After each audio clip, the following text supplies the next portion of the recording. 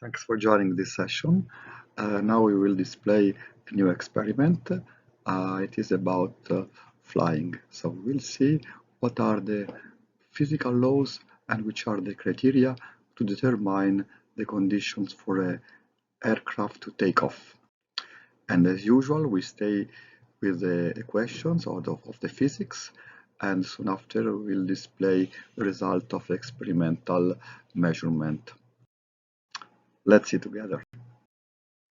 At first, we learn which forces are taking place during the takeoff, and we write a differential equation, a physical law, and we determine the solution of this law.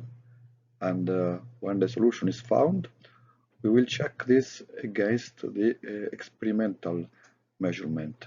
And for doing this, we can download an application which is a flight recorder. There are different types into a mobile, and we'll see what results are getting out. Let's see first the horizontal forces, which are the thrust force given by the two motors and the drag. The thrust is in direction of the motion and the drag is opposite and is given by the air friction. The expression of the thrust is for each motor, so 2 times a flow mass of the jet times the difference between the velocity of the jet and the velocity of the aircraft.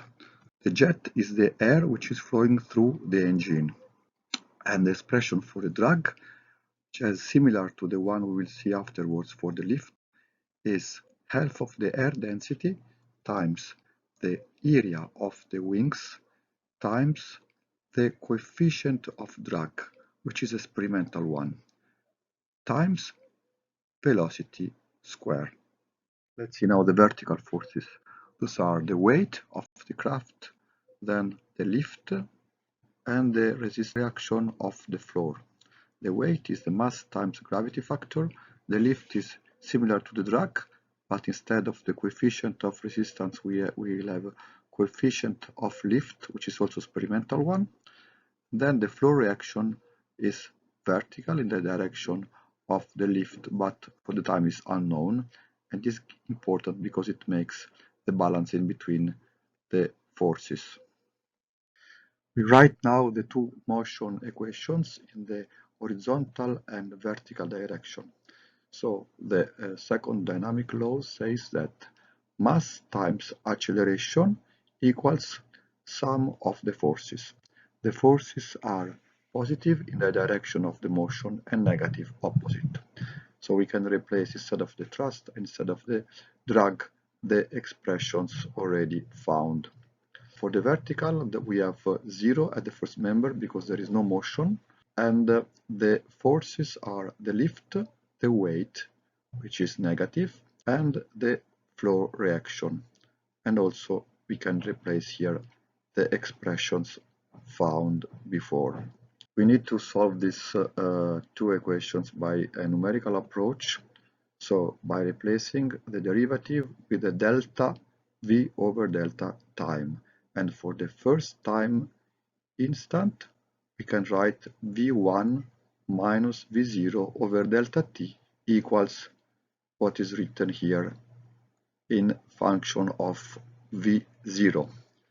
And for the vertical equation, the same, also in function of v0.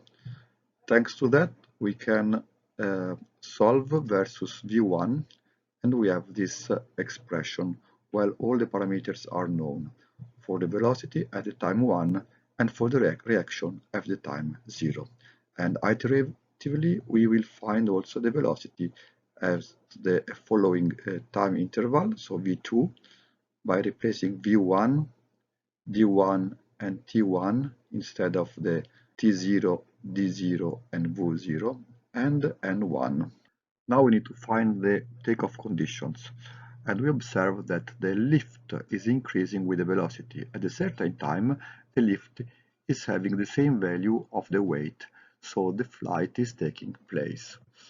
We need to determine the speed of the takeoff the time and the distance covered by the aircraft before taking off.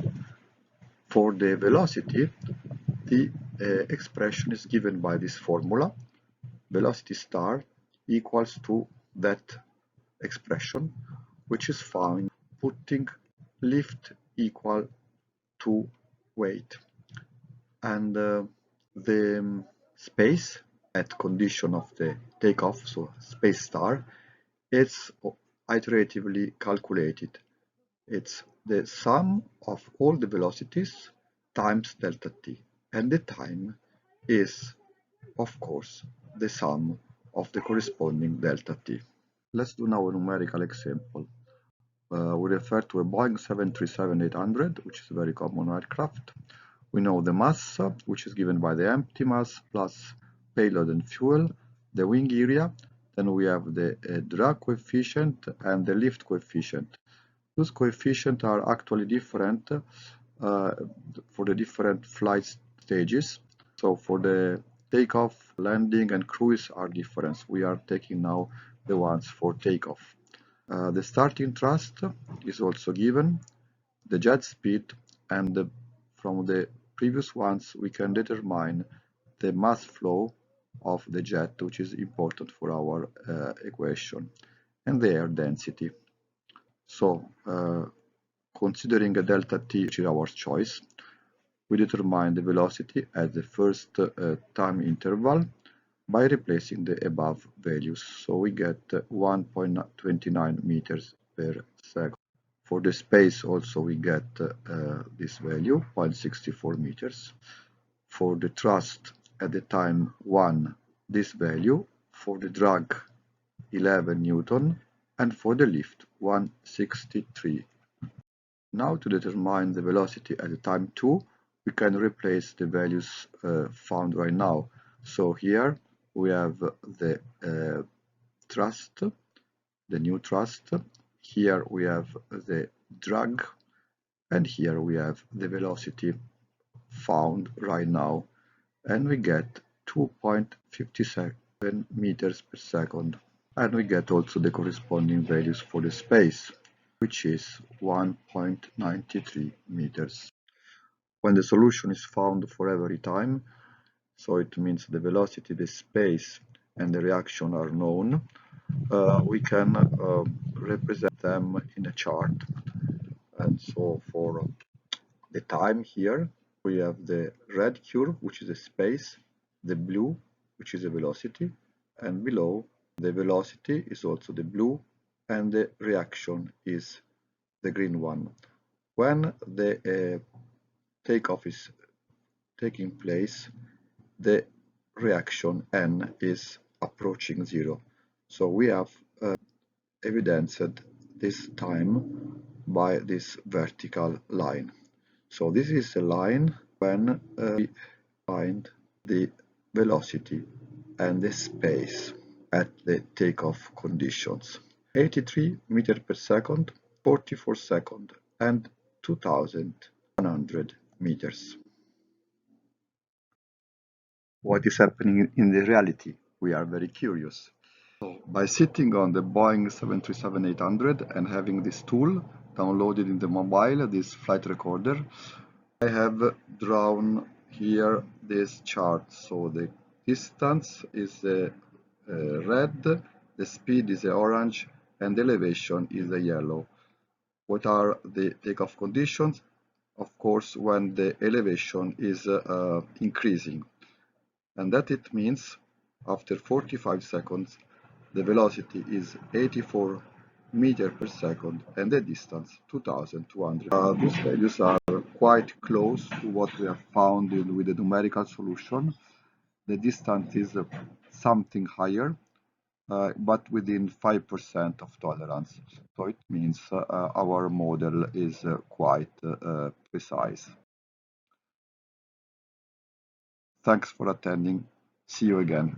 Bye bye.